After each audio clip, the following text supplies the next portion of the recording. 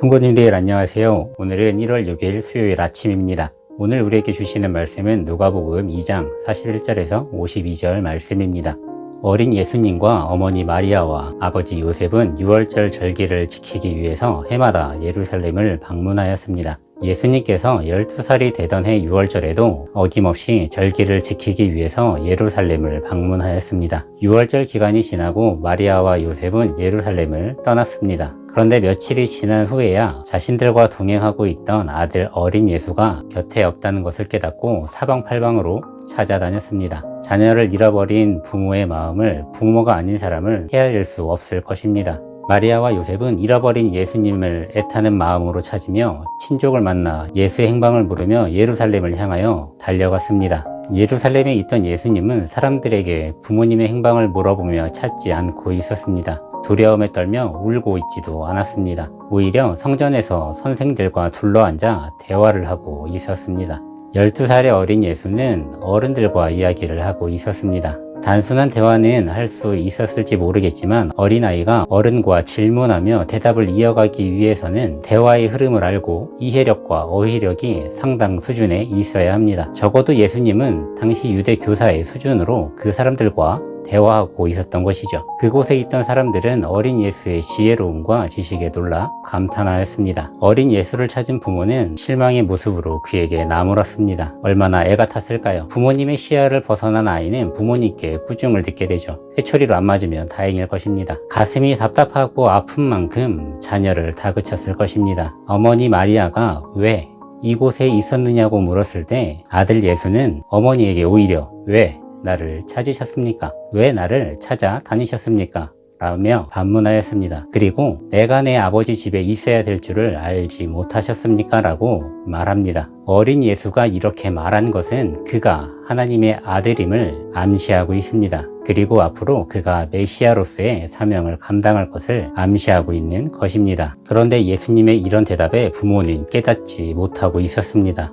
성령으로 잉태되었고 자신이 낳을 아이가 어떤 일을 감당해야 하는지 알고 있던 마리아가 깨닫지 못한 것이 아이러니하기도 하지만 마리아는 이 모든 말을 마음에 두었다라고 말하고 있습니다. 그리고 마리아는 그 말의 의미가 무엇인지를 고민하고 있었습니다. 예수님은 이스라엘의 한 사람으로 살아가시면서 역사를 이해하고 그들의 삶을 이해하시면서 사람들의 즐거움과 고통에 동참하시며 함께 나누셨습니다. 그리고 그 모든 일은 예수님께서 메시아로서 성장하는 데 필요한 일련의 시간이었습니다. 예수님은 인간의 모습으로 살면서 부모님에게 순종하며 동시에 하나님의 아들로서 순종하는 모습을 보여주고 계십니다. 예수님은 인간의 모습으로 삶을 살아가면서도 하나님의 아들이심을 잊지 않으시고 인지하고 계셨습니다. 그리고 하나님의 말씀에 순종하며 하나님의 아들로서 메시아, 구원자로서의 사명을 감당하시려고 하셨습니다. 예수님께서는 성전을 아버지의 집이라고 말씀하시며 당신께서 계셔야 할 곳이라고 말씀하십니다.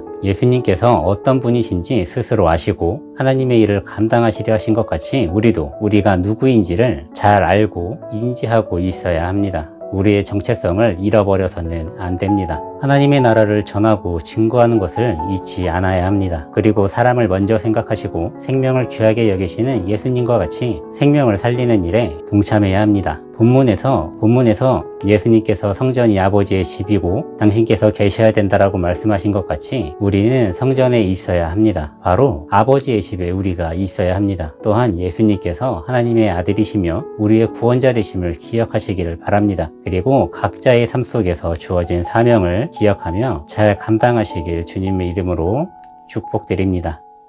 함께 기도하도록 하겠습니다.